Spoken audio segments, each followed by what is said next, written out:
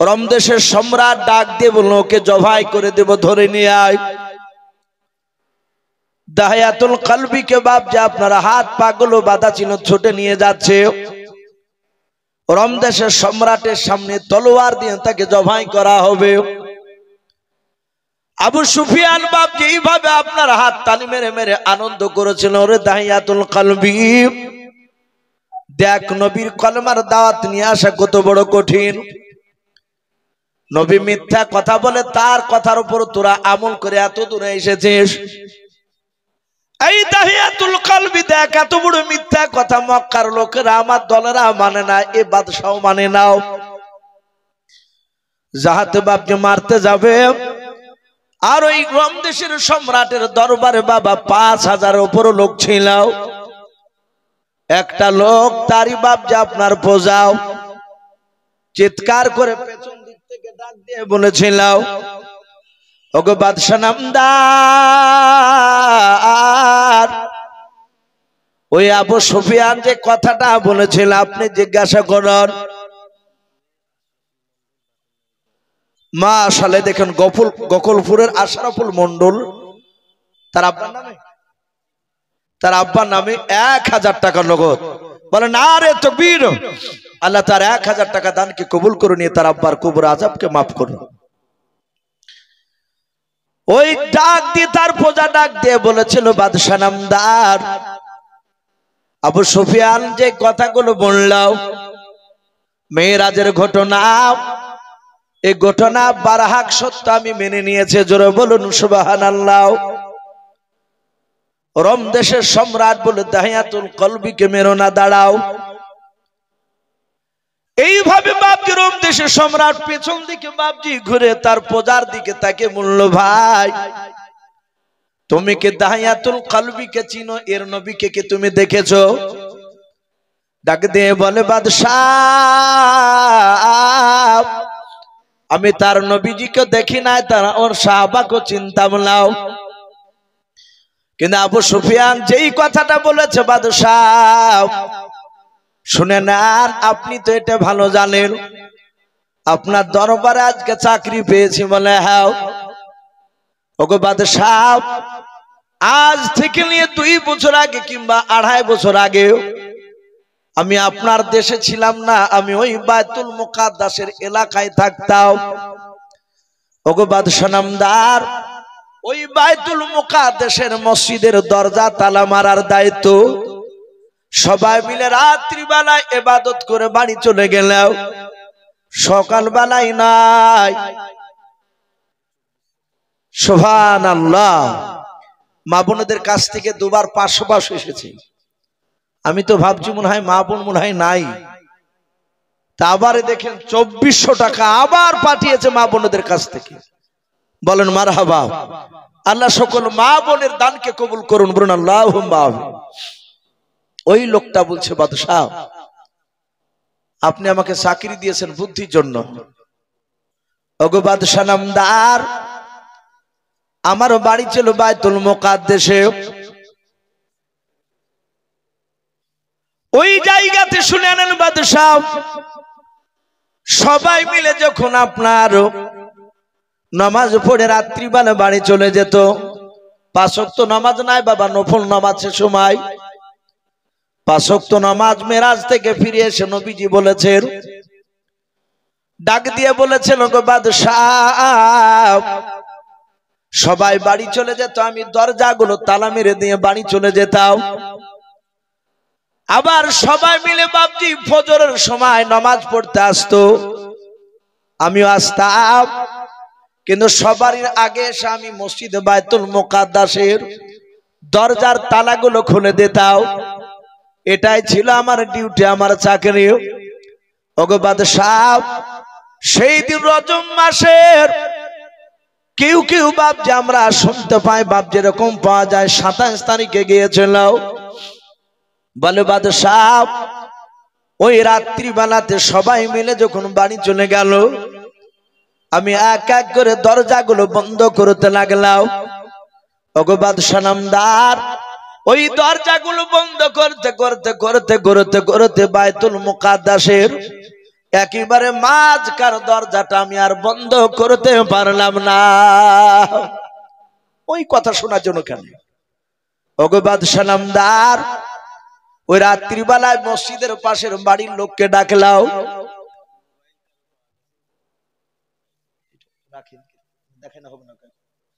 ভাই একটা মোবাইল পাওয়া গেছে, অ্যান্ড্রয়েড সেট মোবাইল। যদি কোনো ভাইয়ের, কোনো মা, কোনো বোনের, কোনো বাপটি যদি পড়ে যায়, পড়েছে তো নিশ্চয় কারো, তো মোবাইলটা স্টেজে আমাদের শেখ সাহেবের কাছে আছে। কি সেট নাম বলে ইনশাল্লাহ নিয়ে যাবে। একটা মোবাইল এখানে রাখা আছে, তাই নিয়ে যাবেন দয়া করে। ডাক দিয়ে বলেন, বাদশাহ আমি মসজিদের পাশের লোকের কাছে গেলাম। আপনাদের এই মসজিদের এখানে তো মসজিদ আছে কোথায়? সামনে না? এই মসজিদের ইমাম সাহেব কোনো দরকার হলে পাশের লোকের কাছেই তো যায়। বলে, বাদশাহ ওই রাত্রিবেলা কি করলাম? ওই মসজিদের আশপাশের আমি যুবক ছেলেকে ডেকে নিয়ে আসলাম। ডাক দিয়ে বললাম, ভাই ও যুবকেরাও, দরজা কেন বন্ধ করতে পারা যায় না? তারা বলে, মনে হয় আমরা ধাক্কা দিলে দরজা লেগে যাবে। ওগো আমার বাদশাহ, 10-12টা যুবক ছেলেকে তুলে তুলে নিয়ে আসলাম ডেকে। সবাই মিলে দরজাটাকে এমন জোরে ধাক্কা দিলাম, আমার মনে হয় ওই দরজাকে ধাক্কা না দিয়ে ছোট পাহাড়কে ধাক্কা দিলে মনে হয় পাহাড় নড়ে যেত। কিন্তু দরজা চুল পরিমাণে হিলাতে পারলাম না। যুবকেরা বলল, হুজুর মনে হয় ছাদ নেমে বসে গিয়েছে দরজার উপরে। এই দরজা সরানো সম্ভব নয় রাত্রি বেলায়। সকালবেলায় আমরা ছাদ কাটা মেশিন যন্ত্র নিয়ে এসে ছাদটা কেটে দিয়ে দরজা ফিটিং করে দিয়ে চলে যাব, চিন্তা করবেন না, বাড়ি চলুন। ও বাদশা নামদার, আমার অর্ধাঙ্গিনী বিবির সামনে সব কথা আলোচনা করলাম। মাঝখার দরজাটা ভিড়াতে পারলাম না, খোলা থেকে গেল। ওগো বাদশা নামদার, আমি ভালো করে দেখলাম দরজার গুড়ি কোনো পাথর পড়েছিল না। ওই রাত্রি বেলায় আমার বিবির সামনে গিয়ে যখন আলোচনা করলাম, আমার বিবি ছিল আল্লাহ আলী বুজুর্গ বান্দি ছিল। আমার বিবি কথা শুনে ডাক দিয়ে বলে, আমার মনে হয় আজকে সারা পৃথিবীর মধ্যে আল্লাহর সবচেয়ে কাছের বান্দা হাত এখানে নামাজ পড়তে আসবে, বলুন সুবহানাল্লাহ। ওগো আমার বাদশাহ,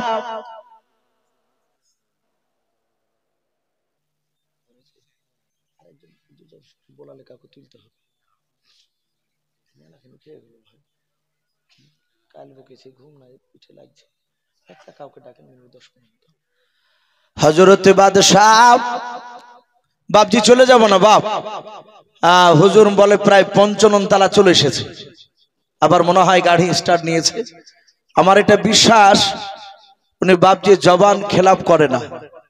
আমি ওনার সঙ্গে অনেক জালসায় গিয়েছি।